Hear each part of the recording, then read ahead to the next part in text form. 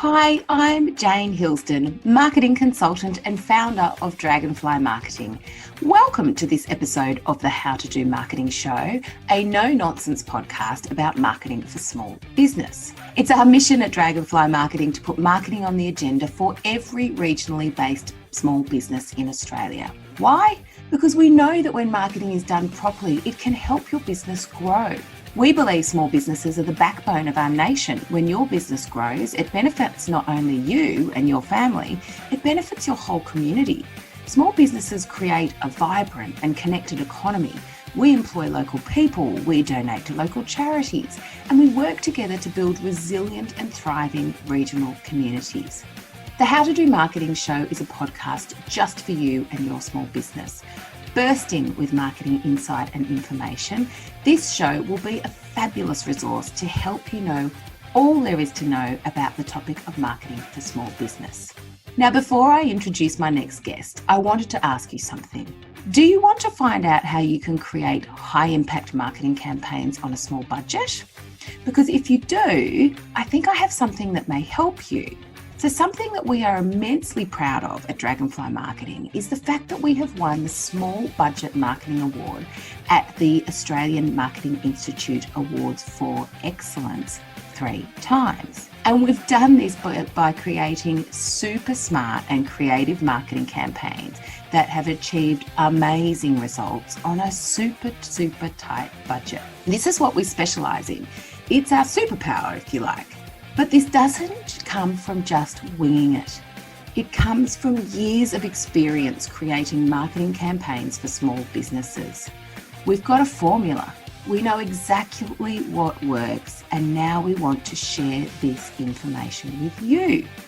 So if you think this information is something you'd like to get your hands on, head to dragonflymarketing.com.au/high impact small budget and sign up to receive our e-guide, 10 steps to creating high impact marketing on a small budget. And now to introduce this episode's guest, and I am going to confess right here and now, I'm a total fangirl of my guest today. In my opinion, her marketing is some of the best out there. I am absolutely her perfect target market, and every marketing and brand touchpoint that I have with her business inspires me to want to be part of her tribe. And because she has such amazing marketing, I buy stuff from her all of the time. And that, my friend, is exactly what great small business marketing is all about. For years, I have watched on in awe as Pip Brett, the creative mind behind popular homewares and clothing store Jumbled, has grown her amazing business both online and off. As her business has evolved over the years, Pip has cleverly introduced different marketing channels and innovative approaches to her creative via these channels. And every time she does, she bloody nails it. Pip has amassed over 126,000 Instagram followers. She sends bi-weekly emails, she produces a podcast, her website is amazing, and she's also a huge fan of creating marketing and business partnerships. In this episode, she generously shares her approach to all of these marketing channels. What I love most about Pip's marketing content that she creates for Jumbled is how much energy and passion that it exudes. It's infectious. Pip also lets us in on how she manages to create this and how it has ultimately led her to building one of regional Australia's best retail success stories. So enough of my gushing, let's meet Pip. Hi Pip, and a very big welcome to the How to Do Marketing Show. Thanks for having me, Jane. It's exciting. Such a pleasure, and it sure is. I have been so excited about getting you on the show, having been a bit of a fangirl of all of your marketing for a very long time, as well as everything that you sell. So this is really exciting for me too. Now, Pip, I like to start off every interview with just asking why you do what you do, just to give people an idea of the passion behind why you do what you do. So why do you do what you do, Pip? Oh gosh, that's like such a big question, isn't it? I do what I do because I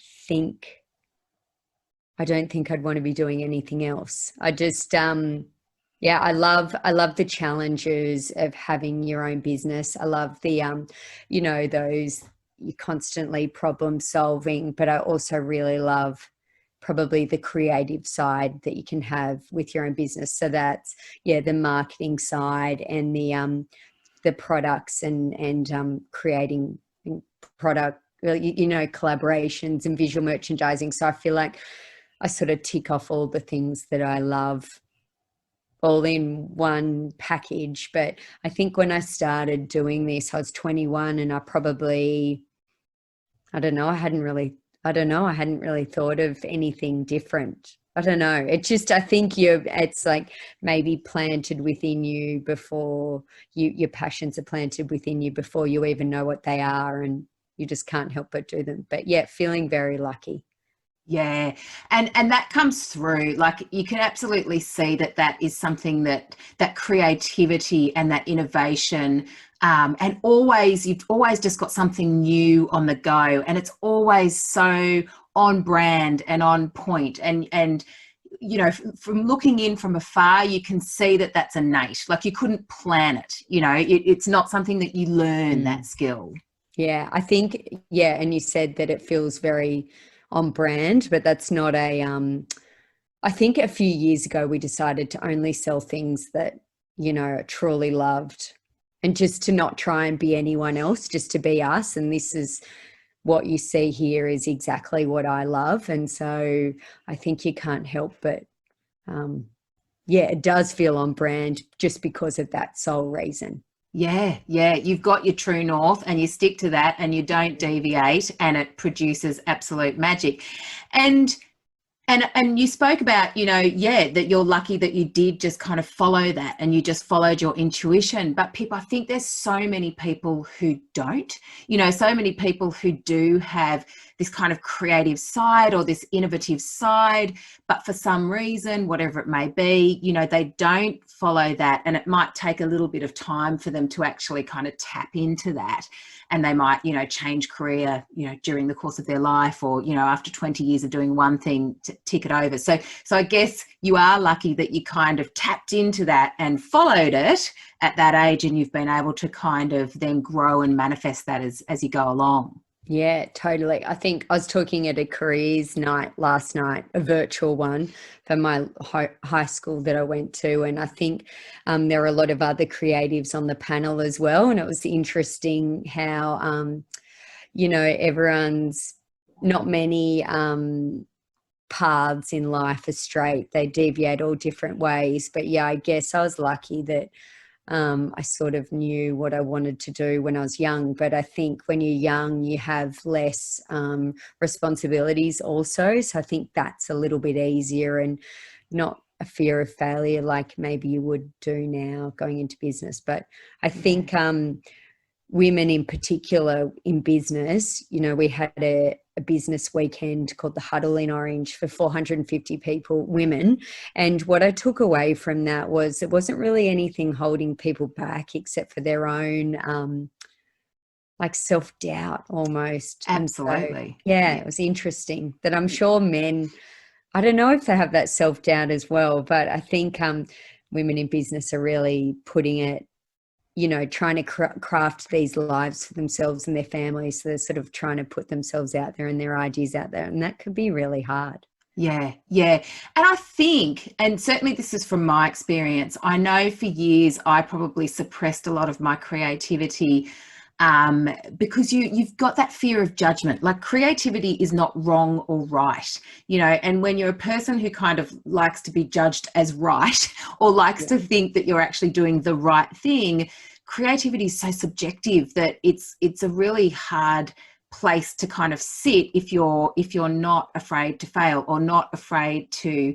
if you are afraid to fail, or if you are afraid of the judgment that comes with that. And a lot of the time, as you said, it's self-judgment or it's self-doubt. But I think creativity is one of those really hard things to be really confident with.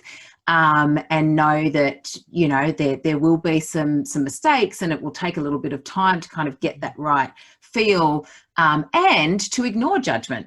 Do you know what I mean? To kind of just to be true to yourself. Yeah, and I think that is the thing with age too, with everything, with your friends and in business, but you're not everyone's cup of tea, and that's okay. But if you can and the same goes for your social media, everything really, like you just accrue that group of people that resonate with what you do and what you love. And then I don't think you have to worry about the rest. You just focus on what you love and those people that love what you do. And then I think it doesn't really matter. You sort of get a lot from that. Yeah, I agree. And as you said, if you kind of find your true north of what you're passionate about and stick to what you love, people will come. You kind of build that, and people will come. And I'm going totally off script here, because from what you've said, I've just got some other questions. Sorry. No, it's not your fault. It's mine. And I hope you don't mind me throwing in these questions. But your mum's an artist. Her name's Pip Brett, and she does some incredible painting. I love them so much. I just purchased the linen tablecloth from your latest collab with Pip & Co. I just love it. And we've got a big Pip Brett that sits above our bed. And the reason why I'm kind of introducing Kez to this is, do you think that growing up with a mum as an artist allowed you to sit more confidently in that creative kind of headspace? And I guess also see that as a commercial model. I mean, I don't know whether Kez has always sold her artworks, or whether, she's only done this later in life. But do you think having her as a mum's kind of helped you feel more confident in that space? Well, she actually had a clothing store for 25 years before she started painting. So she was painting while she had the store. She used to do it out the back. And then once she retired, I'd sort of had Jumbled for a couple of years, and I started selling her art. Because as a creative, it's a bit awkward selling your own product and what you've sort of done. But 100%. Like, so she was a single mum, just working so hard, put us all through school. And she had a really successful business that was unlike none other. It was in Orange, and it really was one of the best retail stores. And I'm not just saying that, like, it was phenomenal and very different for the time, and for regional Australia. Like, there are great stores in regional Australia now, but back then she was really at the forefront. So seeing her do it, she would definitely have to be the biggest mentor. Yeah. And she never, even the subjects that I took at school or the university degree that I took or anything like that, she never really tried to push me in any particular way at all. So I think, that definitely has the biggest role to play in all of this. Yeah, interesting. Also, you mentioned, was it the business huddle, and you had 450 women in a room, and I'm assuming that was in Orange. Yeah. Wow. Tell me a little bit about that. So the huddle was something, that I've been dreaming about for years, but I didn't sort of think that we would be the people that could pull it off, because we'd never run an event at all. We'd run tiny little ones here for 20 people and things like that. But back in 2019, which feels like forever ago, doesn't it? We were Orange, and most of the Central West were in one of the worst droughts ever that we'd had for 4 years. And we'd been trying to think of different ways that we could make a difference. And we could see there were lots of women doing lots of really cool things out here. And I think we thought this would be a really meaningful way to help people with off-farm income, or I'm a big believer in strong businesses create strong communities, and this was our way of sort of trying to kind of give back or solve a problem. And I'd been to other events and also talking to other small business owners and hearing their story or how they got to where they were. It's all not, rosy and amazing, that there are ups and downs, and hearing those stories are just so inspiring that I thought, we need to bring this to Orange. It'd be great for our community as well, having 450 women in Orange for a whole weekend. So we spread out events across the whole weekend, so they kind of had to stay. And we had 10 mentors from all different industries come, and their stories and their knowledge was just so inspiring and amazing. And then, COVID happened not that long after. And so I feel like, it was such an inspiring experience. It was a lot of hard work. Yeah. Doing it. I bet. But it was amazing. Fantastic. And do you think you'll do that again? Do you think you'll organise another 100%. event? As soon as the last one ended, we started planning for one for September this year, which obviously didn't happen. And we had some mentors lined up who are amazing. But I think, it'll be in 2021 now, and I think it'll be perfect timing really as well. But I do think regional businesses out here during COVID have really flourished in that. I think the hard work that was being set up, especially with Buy from the Bush and on people already having to be online, have really paved the way for everyone to just go gangbusters in this time and make use of it. Yeah, I agree. And obviously I'm sitting in regional Australia as well, in Port Macquarie.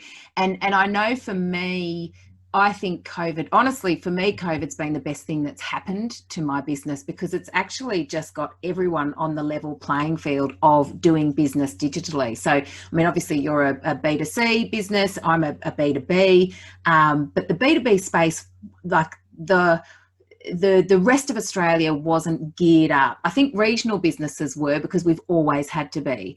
But the kind of metropolitan cousins, if you like, were not, because they didn't have to be. They didn't have to do business that way, and so they were kind of just doing business the way they'd always done it. And then COVID just immediately pulled that rug underneath them, and like within hours, they were all doing business online so confidently, and that will never change. Like now everyone can see how beneficial it is to do business this way. It will never change. So I think for regionally based businesses, that has been one of the best things that could have happened. Yeah, someone was saying like the best worst thing, and I think that's I see it. I feel bad for Victoria, who's only just coming out of it, because I don't know how I would have coped having to go back into it again. No. I think that the people that did it successfully again with COVID was taking their audience on the journey of the highs and the lows. And I think that's for all parts of business. But I feel like for us, it was a real positive in many ways, like you, where, it just allowed us to stop and think and evaluate where we're at and where we're going, like to get that headspace for a second of like, okay, how are we going to make this work for us? And the whole time I was like, I don't want to waste this time. I want to make sure that when we do open, we open with a bang. We reopen with a bang, and it's all these things that we've been wanting to do but haven't had the time to do them. So I feel like, it was a positive, and the same for your family and your life values and where you want to be going and what you want to do. My family's never been happier, except for homeschooling. That was horrible. Yeah. But just reevaluating what you want out of being in business, whether you want to have some more time off, or whether you've got to take the accelerator off or on, or, rejig things a little bit. Yeah, it was an interesting time.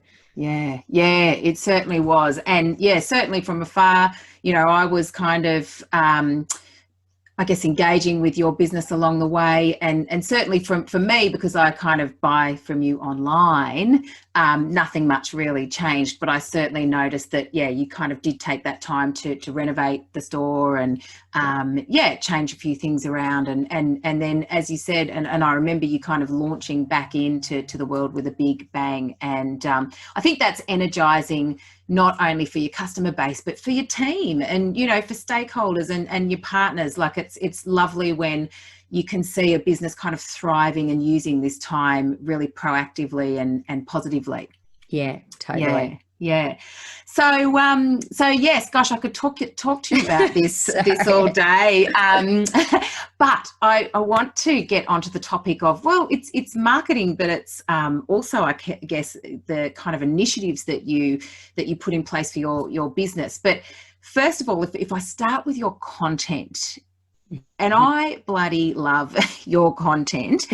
I receive your emails and I can't think of one that I haven't opened. Like, how often would you email? Would it be once a week, twice a week? Probably twice a week. Twice a week. Twice a week. It depends. We fall in and off the bandwagon of don't we all? It is and just reevaluating what our newsletter is and what we're putting out there, so it's something that's like that people want to open. Is a constant battle, isn't it, of giving people inspiration but also being able to sell things. You know, I don't know. It is such a tricky It's a fine balance. It's a fine balance. But I open every single email. And if I think back to my purchase behavior, because I'm a marketer and I always overthink everything, the purchases that I've made with your business have been because I've seen something come through on your email. Because sure, when I go to Orange, I go to your store and I'm likely to purchase something, but I'm only in Orange once a year. Yeah. So I think my purchases are definitely inspired by your email. I don't purchase off every single email, but I do purchase off, one in every 10 or whatever it may be, or 20, probably more. They're an absolute treat. So from my observations, again, they have a really, really great mix of images and, GIFs and really kind of bright, attention-grabbing graphics. They have just the right amount of copy, and the content itself, which is generally pretty product-based, like you're generally putting a lot of your products in there. It's just so appetizing and it's colourful and it's interesting. But most of all, it exudes this beautiful energy that just inspires me. And your social media channels are the same. Can you tell us how you approach your content marketing and what's the driving force behind the consistently amazing flow of content? Oh, that's a big question. Okay. I would say our aim, like our core business aim, is to give joy. Like, we're not doing anything crazy here. It's just about giving joy and inspiring and trying to give back and to be authentic and show who we are. So I feel like we try and do both that on our and also what we love to do, what we like to receive in our inbox, what we like to consume on social. So it's really all of those in a nutshell. Yeah. So we try and personalize everything that we do online, because I would love to make that online experience as great as our in-store one. Like, I really pride ourselves on the customer service that my staff give and the experience of coming in store. So we try and emulate that, I guess, through the images and the wording that we use. And I hate reading stuff online. I've got such a short attention span. So that's probably why there's minimal words and more images, because I'm definitely more of an image-based person. But we try and use it so that we're a bit useful in a way, but inspirational. So I guess, we do want to sell things. And so that is at the core, but at the same time, it's like sharing the work of others and inspiring. I don't know. I think when you're being true to who you are and what you love, it's not a conscious decision. Yeah. Like we're Yeah. just trying to do it and making it look as beautiful as possible. So we do spend a fair bit of time on our newsletters, but we are a really small team that we're just trying our best and flying really by the seat of our pants, really. Yeah. And that's the great thing about being in small business too. You can be really nimble and be like, oh, this just came in. Let's just quickly pop these up online and take that great picture in store and let's pop it in a newsletter. And, you know, you do it like sort of like that. But I try and use our newsletter list also as a reward for those that follow us too, so that they get early access to exhibitions, so they find out when new things are coming out before we release it on Instagram. Because I really feel like, you know, you should be so grateful for someone giving you access to their inbox, really, because we all know what it's like to have a million emails in there. So you've got to give people a reason to open it and also thank them. And how do you thank them, you know? Yeah. That's so true. And would you say, like, in terms of, and from a business point of view, would you say that email database is quite a valuable asset? Like, is that something that you can use to kind of really drive sales? Is it something that is one of your kind of key revenue drivers? Definitely. But because we use our email and our Instagram and everything to be telling like one story or a similar story at simultaneous times, it is kind of hard to work out where exactly the sales are coming from. But I think it works in this beautiful system where it's similar content, but it's like delving more into it in different aspects. Yes. And different people open their emails that maybe don't open their Instagram, but it is such a driving force towards making sales. And I think that it is also a bit of insurance, really, to in case, you know, Instagram doesn't work overnight, or Facebook or whatever, that I feel like, you know, it's pretty amazing to have access to all those people. So I think, it is one of those things where how do you also get more people to sign up to or allow us to send emails to you? So it's that same thing of rewarding people with, you know, a free downloadable artwork every quarter, or God, I probably need to be doing that again, actually. You know, things like that. But it is a very valuable tool. And there's, you know, there's so much more that you can be doing, that I know we can be doing with our newsletter marketing. But it's, you know, that thing of in your business where, you know, you've got such a big list of to-do things that's one we haven't really gotten to yet. I would hate to see what else you could do with it, Pip. I think it's amazing. I'm exposed to email marketing all the time, and yours is just hitting the nail on the head. And the other thing too, in terms of emailing, and kind of why I'm asking this, is I think a lot of small business owners get so kind of focused on social media because it's this kind of new shiny thing, and they see all of this stuff happening on Instagram, and they, you know, hear of stories of products, you know, selling out via Instagram and all that sort of stuff. And they just neglect to understand and I guess nurture their email databases. And it is such a powerful asset. And, you know, at the end of the day, and you kind of touched on this before, you own that email database, you know, in terms of risk mitigation. If Facebook shuts down tomorrow, or if Facebook kind of changes their mind like they do all the time and says, right, from now on, you know, you have to pay $10 for every, you know, click that we drive to your website or whatever, and Facebook obviously owns Instagram as well, you know, then all of a sudden you're at their kind of beck and call, and you're having to kind of respond to that. But your email database you own, and you can kind of set the pace there in terms of what you want to do. So I think that's a really good point. And you've got other things in your content content mix. So on top of your email and your social media and obviously your website, you have the fabulous podcast, Jumbled Loves a Chat. And I love these chats that you have. Can you tell us a little bit about it and how you've integrated a podcast into your marketing mix for a retail store? I know, crazy. And I'm not very good at it.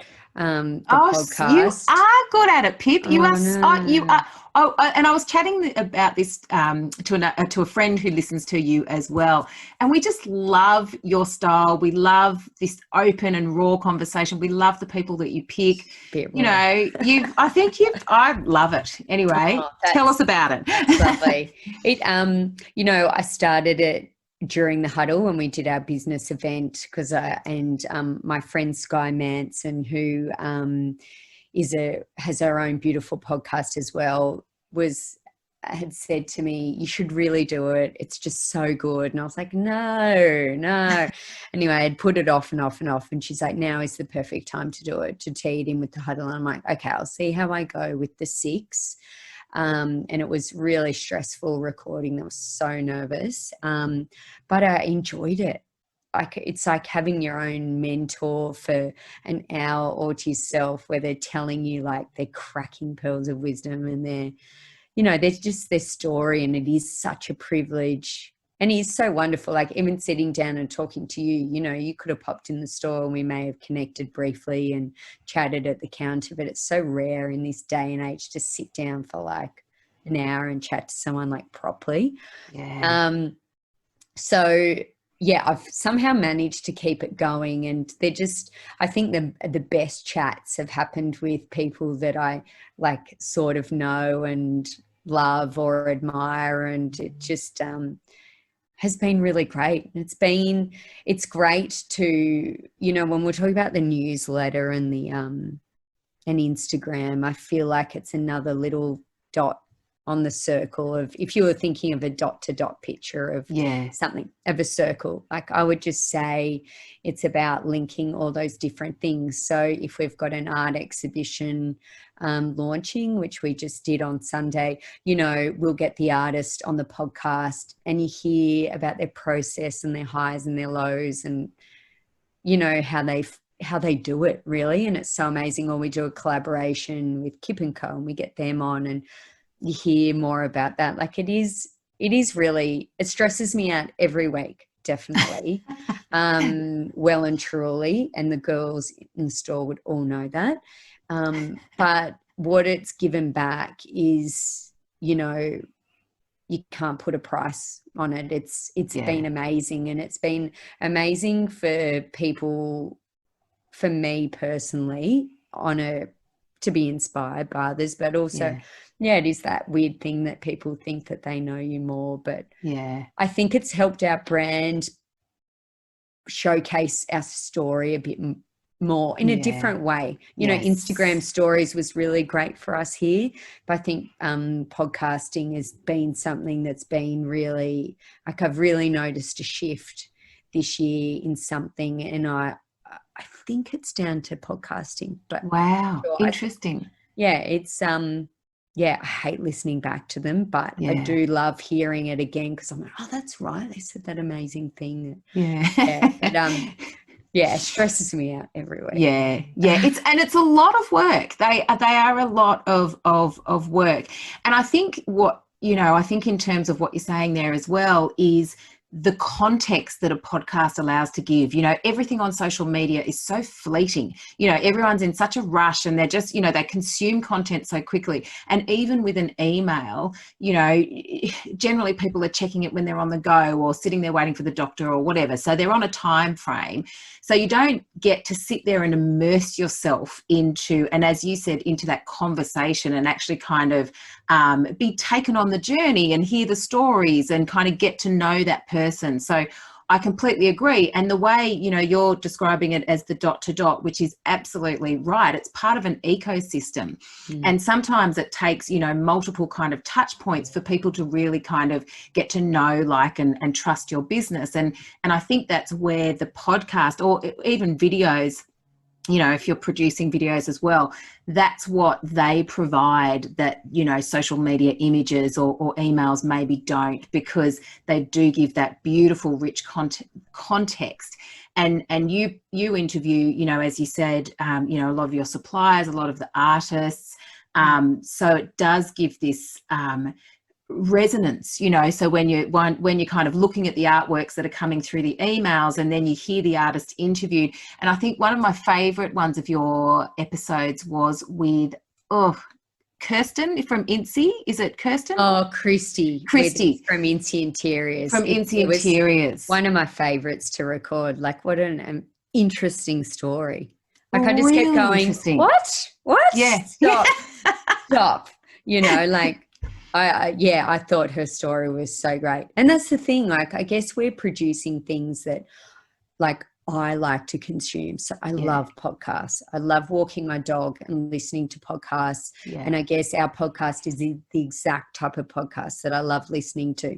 But I get to control it and go, wait, what? What did you say? You know, I'm a bit naughty at like butting in over people. But it's like when you're listening to a podcast, and like with Christy, I'm like, what? You sold diamonds in the car park of Stanmore McDonald's? What? How did you, you know, like it's just, yeah, and I think the same with video too, on Insta stories and Instagram. Like, I love, but short video. I don't like long form video, but that's what I love to look at video as opposed to still image. Like, I still love a still image, but I think it's working them all in conjunction together. And I think that is one of those fun, you know, in marketing, is like linking everything together, pushing it in the one direction, you know, focusing on something, but doing it all in different ways. So you're not hammering people the exact same thing on every angle, but giving them a deeper or a more visual or a more, you know. Richer experience. Yeah, I completely agree. Now, we spoke before the interview, and I was saying how I've had the very great pleasure of interviewing quite a few awesome marketers from your region, the Central West or Orange. Soph Hansen, M. Swift, Holly Manning, and all of them are doing such amazing things independently. But even from afar, I can see how beautifully you all collaborate with each other, and the partnerships that must be kind of fostering between you all. How do you approach partnering and collaborations in your business? And what do you think some of the benefits of these can be for small businesses? Yeah, 100%. I think that's like one of the most exciting things that this year has brought to our business is collaboration. And something I really want to focus more on next year.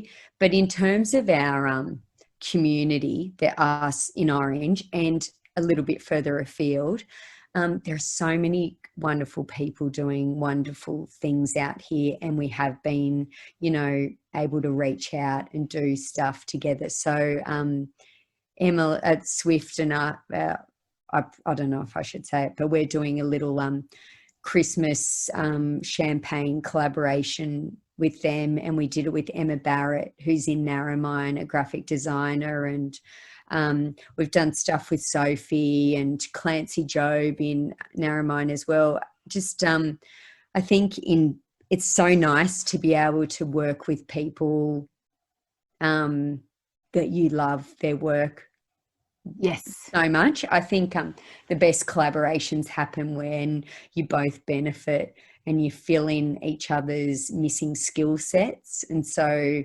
that's, you know, the really exciting thing. And the world's your oyster, but literally the collaborations happen around us reaching out to people, or people reaching out to us. And some of them aren't big brands, some are just small creatives.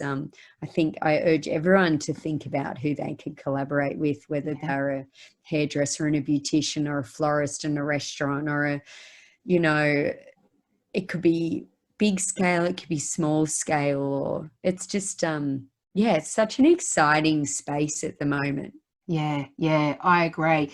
And so when you go into these partnerships, do you kind of go in with, you know, kind of outcomes in mind? Do you kind of go in going, right, we really need to, you know, fill this gap, or we really need to kind of think about partnering with this person for this reason?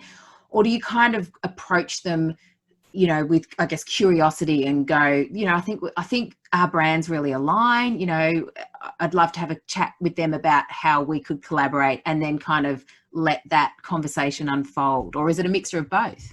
It's just a mixture of both, really. Yeah. And different opportunities come your way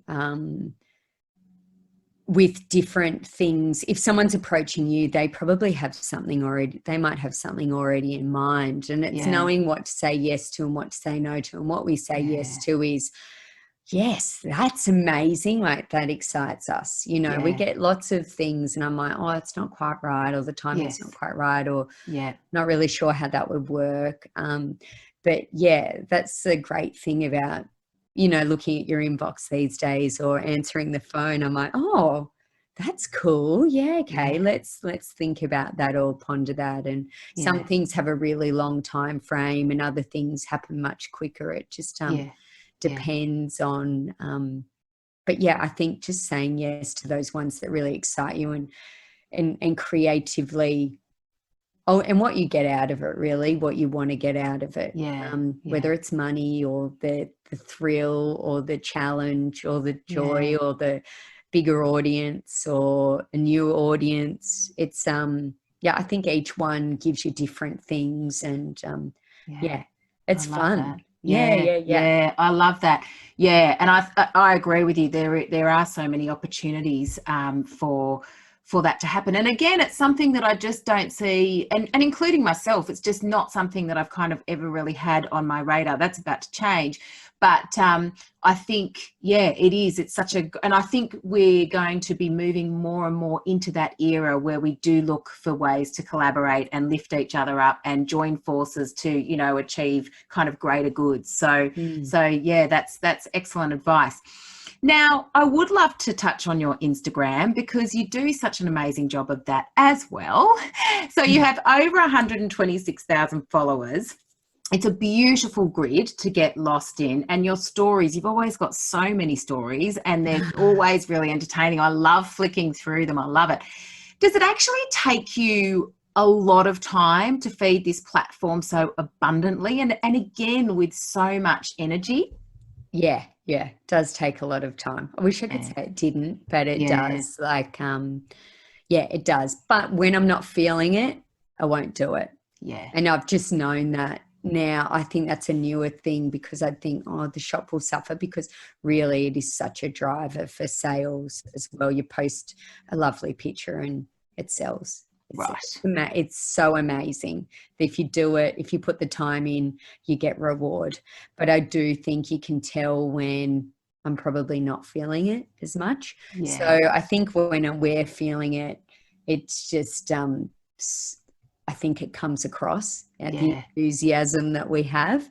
But it does take a lot of time. But there's no real we are flying by the seat of our pants a little bit too, but there's lots of exciting things happening that then I think that's where you get that spontaneity and that enthusiasm. But I think it's more also, I'm not just saying that I pop things up whenever. Like, I definitely have a bit of a formula in when to post and what to post at what times and what works best for us. When to do the hard sell and when to do the inspiration. You know, I think good content planning is good content is not too salesy. It's really inspiring. It's authentic. It's consistent. Like, I think someone could look at one of my photos and know it's me without my words being on it. And so, I guess having great images. I love taking photos. Like, I guess it's another creative element that I love in the business too. I love creating the content for it as well. And I love the storytelling that stories allows you to do. Like, we just did a really great photo shoot for a collaboration that we've got launching on the weekend. We suspended a boat, an old rowing boat, above the wheat fields in Narromine, and we got in at fishing with fishing rods and champagne glasses and a big sort of Priscilla Queen of the Desert gold bit of fabric, and then we were being blowed by leaf blowers, and like, it was so ridiculous, but the still photos are phenomenal. But I think the whole, a collaboration for us is not just revealing the end product to our audience. It's like taking people on the whole journey of like why we're doing it, who we're doing it with, why, everything about it. And then the samples and adjusting. And then that photo shoot day is like so wild and fun. And then you launch the thing. Yeah. And then you have the podcast and the blog posts and the newsletter and it's just all this little formula that I think you've nailed it. Over time, we've worked it out that I'm the photo shoot, I'm like the videos, us doing the photo shoot is just as important as the end product at the end, the actual photos. So we've come to know that because we're like, oh, people are actually really interested in behind the scenes. Like it gets so much traction that, I think it's, and that's fun. It's fun. Yeah. And I think when it is fun and you enjoy it so much, and I think most importantly, you can see the rewards that your efforts reap, when you do show up and you do make the effort, you do actually drive a return on that, so that it makes it feel not so cumbersome. I think it can feel cumbersome and clunky, and you can be resentful if you feel like you're feeding this beast, which is actually never kind of giving you anything back. So it sounds like that to you is so worth the effort and so much fun to do. And out of interest, what, out of all the kind of marketing that you do, what would be your favorite kind of channel or platform or marketing to create? Where would you, like, if you only had to choose one, where would you choose to show up? I think I'd pick Instagram stories. Yeah. Right. I think I'd pick that. Yeah. I love I like humor, and I like being a bit silly, and I love the way that, I'm not a graphic designer at all, but I'm like, oh, that looks good. And, and I like the way you can just be like, just short, quick things, and you're able to tell a story that I even enjoy going back and watching. I'm like, oh, that's so funny. I love that. I don't know. Yeah, that's probably my, probably my favorite. And because it doesn't last, like, who cares? Yes. I get embarrassed when I think people I actually know are listening or looking. Yeah. When my mother-in-law is like, oh, I saw you did that. I'm like, oh, it's so embarrassing. When I think the real people, see it. Yeah, I don't know. Which seems silly. I just sort of throw it out there and try and not think too much about it. Probably a few years ago, I wouldn't have put my face on really Instagram. I make all the girls cut my head off on pictures. And now I just think, oh, I don't care. Doesn't matter. I think it's like exercising. You slowly build up, and then you know. Which I should do more of as well. But, shouldn't we I all? think it's just, I think to people, it's free to use Instagram. It's pretty amazing, and to just give things a go and test it. And if it works, do it again differently, or do it with something else the same. And, it's like that slow build over time. Yeah. And I agree. And it's almost like, the stories and the newsfeed sections of Instagram are polar opposites. Like the newsfeed, you kind of feel like you have to be perfectly curated and beautiful and, perfect, full stop. Whereas the stories, which are far more engaging, and for this reason, you can kind of turn up with that authenticity and just be whatever you are that day, and show, all the stuff that happens behind the scenes. And that's the stuff people want to see. People, sure, polished, beautiful imagery is lovely to kind of look at, but when you want to kind of connect with a human or a brand, it's that real, authentic kind of content that you want to create, connect with. So completely agree. Now, you touched on before, and I can't even remember which question it was that you answered around just making sure that might have been your email, just making sure that you kind of really want to bring out the in-store experience through your digital channels. And, I know myself, I love visiting the Jumbled store. It is such a treat. It's like a really fun and inspiring space. the store, the products, your sales team, they all have the same energy and vivaciousness that your content does. And obviously, as the founder and owner of the business, and we've spoken about this, that kind of starts with you, and the true north is what you like. But what I think you've created is this amazing brand culture that permeates through every single touch point. Now, is this something that, again, has happened quite organically, or have you at some point had to kind of purposely guide people or document or recruit in a certain way to make sure that that energy stays true, the bigger you grow? Gosh, it's always like a constant battle. I think, you have, I don't know, you catch me on a good day and a bad day, I think. But at the moment, I have the most beautiful staff, and some have been with me for a really, really long time, like 10 years and 8 years, the two, Jess and Selena. And then others, we hired 3 new staff since COVID. So they're still learning and stuff like that. But I think, I've made lots of mistakes over the time, but I think with hiring, what I've trying to do and what I've learned has worked most successfully is hiring people on people that are kind and generous. I think then they make the most beautiful people to work with, deal with everything. The person that says, oh, would you want me to go get your lunch, or walk something out to the car for someone, or doesn't walk past a full bin. You know what I mean? Like, I think it's about finding those people. But I think when you've got good people already working for you, they set the benchmark also, because you can't be across everything all the time. Like, as we get bigger, it is really hard. Yeah, it's an evolution of things, really. But yeah, I think when you've got good people, then they rub off on other good people, and then I think hopefully that attracts that type of person to come and work for you. And you can, you can quickly tell, I think now, maybe. But it is a really hard one. Yeah, and it is, and I guess because, and particularly when your marketing kind of tells this story, because it is very much you. And if we kind of saw your marketing and then came and met you, everything kind of aligns. But then it's like it gets to the point where that's right, there has to be more of you. So making sure that people have that, and particularly in store, it's such a high touch in terms of people, that experience that people get, and everything is so beautiful in your store.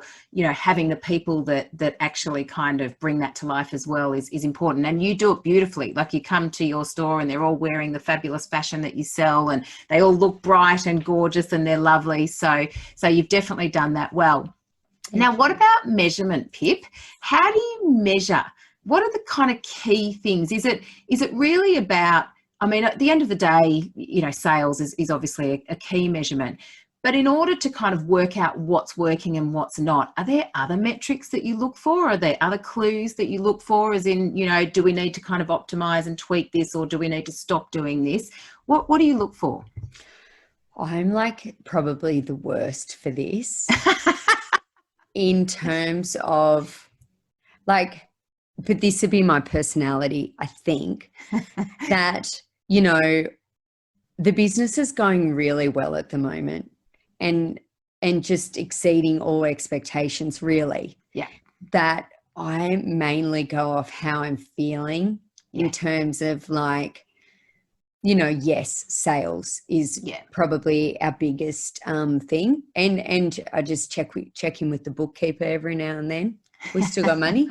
But I don't get caught up in the nitty-gritty of, how much shipping cost and how much this is or what is. But, we can definitely see the things that sell or they don't sell. Yeah. But at the moment, like, I don't know what we've been doing has been working, but which has been great. But I more go off the success of how I'm feeling personally, like whether I feel really happy at work, where I'm really excited, inspired, like, which is so silly. Yeah. But it's like everything, You know, we probably had our biggest day last week, and I felt really dreadful by the end of the day because we'd made lots of little silly mistakes that really, in the big scheme of things, is like not that much money.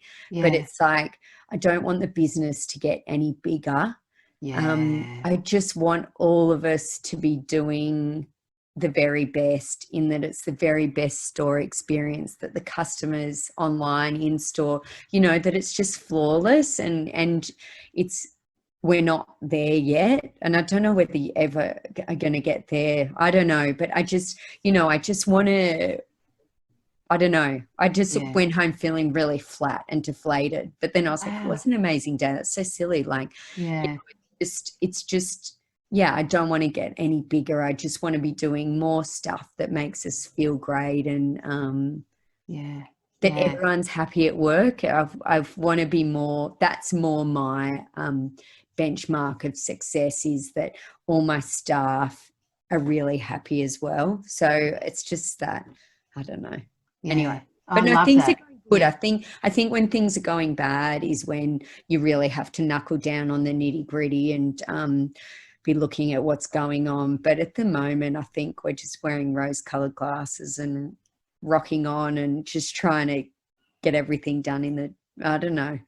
Well, I think if it ain't broke, don't fix it. Like, it sounds like whatever you're doing now is working. Like, it is working. So there is no need to kind of really look too closely at that and look for the faults, because at the end of the day, it's clear that you know, that the things that you are doing well are driving results. So there's no point in kind of overanalyzing it. And it's interesting that you say, in terms of you know, you kind of navigate your, I guess, kind of measurement of or kind of ascertaining where you are by that gut feeling. It's almost like an intuition, I guess, you know, in terms of, and I love your story about kind of, and I think when you're feeling bad on the day that you made lots of sales, but kind of looking and kind of focusing on the stuff that you did wrong. And I think that's typically something that we do as women as well. You know, we can never pat ourselves on the back and go, gosh, we've done a great job. We always have to look at the stuff that we could be doing better.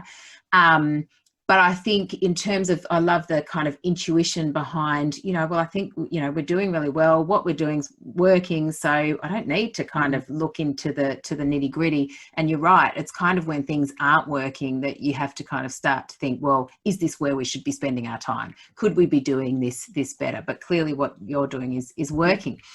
Pip, you have just been such a wonderful person to chat with on a Friday afternoon. I've just learned so much from you, and I'm sure our listeners have too. So where's the best place to kind of get in touch with you? If the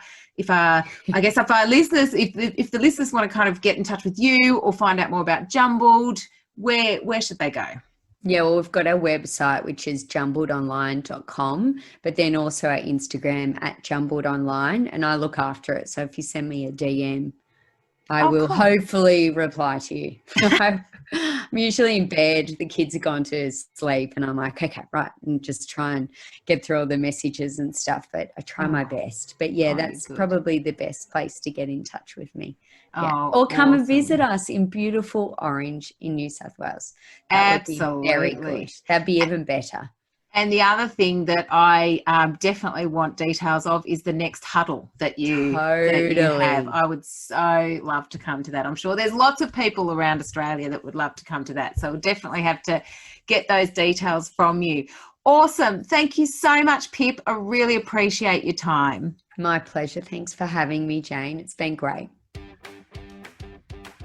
Thanks so much for tuning in to another episode of the How to Do Marketing Show. Hey, if you are really enjoying these episodes and feel like they are helping you become a better marketer, head into your podcast app and hit subscribe. That way you will not miss an episode and the marketing goodness will just keep flowing in. And if you know a small business owner who you think might also find this episode helpful, please grab a screenshot of the episode and send it over to them. And remember, if you are looking to create high impact marketing on a small budget, head over to dragonflymarketing.com.au/high impact small budget. and sign up to receive our e-guide that will give you 10 actions that you can take right now to help you get better bang for your marketing buck. And until next time, happy marketing.